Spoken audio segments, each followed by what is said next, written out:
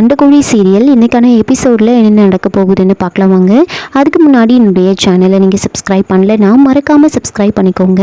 பக்கத்தில் இருக்கிற பெல் பட்டனையும் ப்ரெஸ் பண்ணிக்கோங்க. விக்ரம் மகா 2 பேர்கிட்டையும் அங்கே என்ன தான் நடந்துச்சு, யார் முருகனை கொலை பண்ண வந்தது அப்படின்னு ரொம்ப கம்பல் பண்ணி கேட்க, விக்ரம் அப்படியே அங்கே நடந்த எந்த விஷயத்தையும் யாருக்கிட்டேயும் சொல்லாமல், நான் வசூலுக்கு போகும்போது 2 பேர் என்னை ஃபாலோ பண்ணிட்டு வந்தாங்க, அவங்க தான் இதை பண்ணியிருப்பாங்கன்னு தோணுது அப்படின்னு சொல்ல, அப்போது ஈஸ்வரன் என்ன முருகன் சொல்கிற நீ, அப்போ பணத்துக்காக தான் உன்னை ஃபாலோ பண்ணாங்கன்னு சொல்கிறியா அப்படின்னு கேட்குறாங்க. சரி, அவங்கள அடையாளம் காமிக்க முடியுமா அப்படின்னு கேட்க, இல்லை அவங்க 2 பேருமே ஹெல்மெட் போட்டிருந்தாங்க அப்படின்னு சொல்லிடுறாங்க.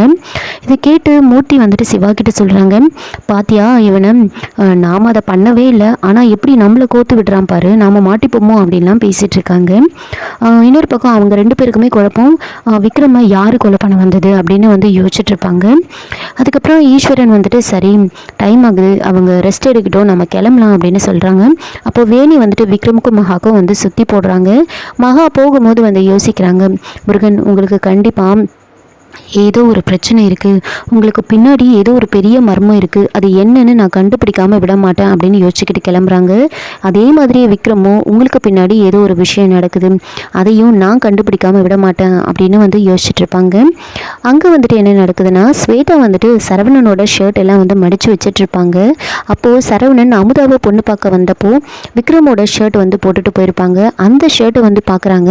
அதை பார்த்துட்டு ஸ்வேதா, என்ன இது அண்ணனோட ஷர்ட் மாதிரி இருக்கே, இது எப்படி இங்கே வந்துச்சு, இது மகாணி அண்ணனுக்கு கிஃப்ட் பண்ணதாச்சு அப்படின்னு யோசிச்சுட்டு இருக்காங்க. என்ன ஒருவேளை அண்ணன் வேண்டான்னு ரிட்டர்ன் பண்ணிடுச்சோ அப்படிலாம் யோசிச்சுக்கிட்டு அந்த ஷர்ட்டை பார்த்துட்டு இருக்காங்க.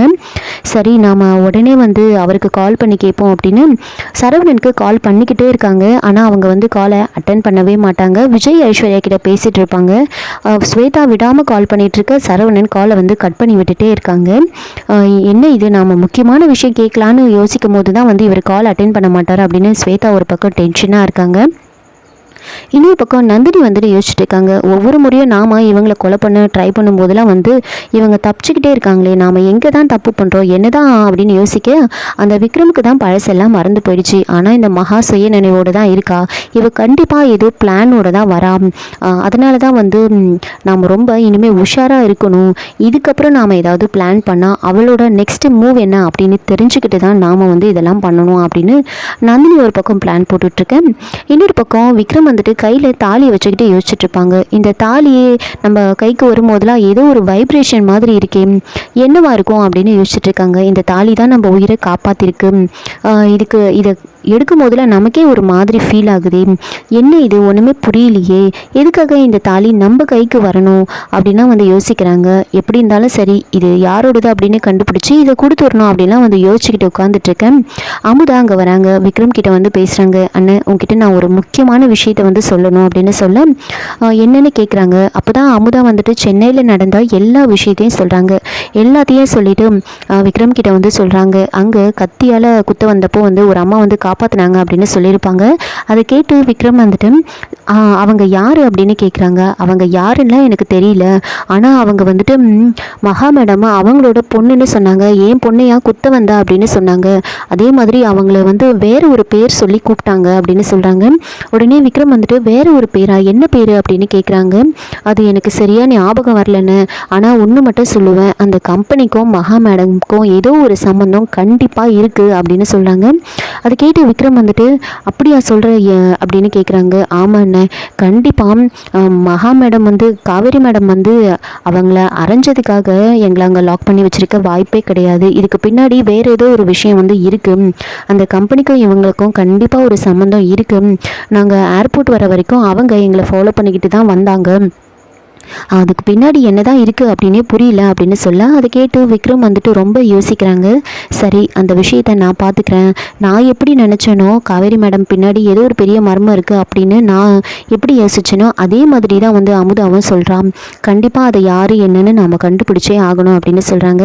சரி அமுதா, அந்த விஷயத்தெல்லாம் நான் பார்த்துக்கிறேன், நீ அதை பற்றி யோசிக்காத அப்படின்னு சொல்கிறாங்க. அப்போது அமுதா சொல்கிறாங்க, இல்லைன்னு உங்ககிட்ட இன்னொரு முக்கியமான விஷயமும் சொல்லணும் அப்படின்னு சொல்ல, அதுக்கு அதுக்கு விக்ரம் வந்துட்டு என்ன முக்கியமான விஷயமா இருந்தாலும் அப்புறம் பேசிக்கலாம், நீ கிளம்பு அப்படின்னு சொல்ல, அப்போ அமுதா வந்துட்டு இல்லைண்ணா இது சொல்லலைன்னா எனக்கு தூக்கமே வராது அப்படின்னு சொல்லிட்டு சொல்கிறாங்க. இந்த மாதிரி காவேரி மேடம் வந்து உங்களை லவ் பண்ணுறாங்கன்னு நினைக்கிறேன் அப்படின்னு சொன்ன உடனே விக்ரம் வந்து மனசுக்குள்ளே வந்து ரொம்ப சந்தோஷப்பட்டுட்டு இருக்காங்க. இன்னொரு பக்கம் வந்துட்டு மகா விக்கியை வந்து வீட்டுக்கு வர சொல்லியிருப்பாங்க. ரொம்ப அர்ஜென்ட்டாக வந்து வீட்டுக்கு வரணும் அப்படின்னு சொல்லியிருப்பாங்க. அதனால் விக்கியும் வந்து உடனே போகிறாங்க. விக்கி வந்துட்டு என்ன மேடம் எதுக்காக என்னை வர சொன்னீங்க, என்ன விஷயம் சொல்லுங்கள் அப்படின்னு கேட்க, அதுக்கு மகா வந்துட்டு சொல்கிறாங்க நான் எல்லாம் வந்து முருகனை பற்றி கேட்கறதுக்காக தான் வர சொன்னேன் அப்படின்னு சொன்ன உடனே விக்கி வந்துட்டு யோசிக்கிறாங்க. நினச்சேன் அதுக்காக தான் வர சொல்லியிருப்பாங்கன்னு நினச்சேன் அப்படின்னு யோசிச்சுட்டு இருக்காங்க. அப்போது மகா வந்துட்டு சொல்கிறாங்க இங்கே பாருங்கள், முருகனை சுற்றி நடக்கிறது எல்லாமே ஒரே மர்மமாக இருக்குது. யார் அவங்க, எதுக்காக போலீஸ் வேஷம் போட்டு முருகனை வந்து கடத்திட்டு போனாங்க, எதுக்காக வந்து முருகனை கொலை பண்ண முயற்சி பண்ணாங்க, இப்படி எதுவுமே எனக்கு புரியல. எனக்கு அப்படியே மண்டையை வெடிச்சிடும் போல இருக்குது. எனக்கு ஒழுங்காக உண்மை தெரியணும். முருகனுக்கு யாராவது எதிரிங்க இருக்காங்களா, இல்லை அவங்க குடும்பத்தில் யாராவது எதிரிங்க இருக்காங்களா, அந்த குடும்பத்தில் ஏதாவது பிரச்சனையா, ஒழுங்காக சொல்லுங்கள், என்கிட்ட உண்மையை சொல்லுங்கள் அப்படின்னு சொல்ல ஆரம்பத்தில் விக்கி வந்துட்டு உண்மையை சொல்லக்கூடாது அப்படின்னு தான் இருப்பாங்க. அப்போ மகா வந்துட்டு ரொம்ப கம்பல் பண்ணி கேட்குறாங்க இங்கே பாருங்கள், நீங்கள் மட்டும் உண்மையை சொல்லலைன்னா கண்டிப்பாக வந்துட்டு நம்ம முருகனை காப்பாற்ற முடியாது. அதனால் சொல்லுங்கள், குடும்பத்தில் ஏதாவது பிரச்சனையா, அப்படியா அந்த விஷயத்தில் யாராவது எதிரிங்க இருக்காங்களா அப்படின்லாம் கேட்க, அப்போது விக்கி வந்துட்டு இங்கே பாருங்கள் மேடம், நீங்கள் நினைக்கிற மாதிரி முருகனுக்கு குடும்பத்தினால வந்து எந்த ஒரு பிரச்சனையும் கிடையாது, எந்த ஒரு எதிரியும் கிடையாது. ஏன்னா முருகன் வந்துட்டு காளிமுத்து அண்ணனோட பையனே கிடையாது அப்படின்னு சொல்கிறாங்க. அதை கேட்டு மகா வந்து பயங்கரமாக வந்து ஷாக் ஆகுறாங்க. இதோட இந்த எபிசோடை வந்து முடிச்சிருக்காங்க. இதோட ரிவ்யூ பிடிச்சிருந்தால் லைக் பண்ணுங்கள், மறக்காமல் சப்ஸ்கிரைப் பண்ணுங்கள். தேங்க்யூ.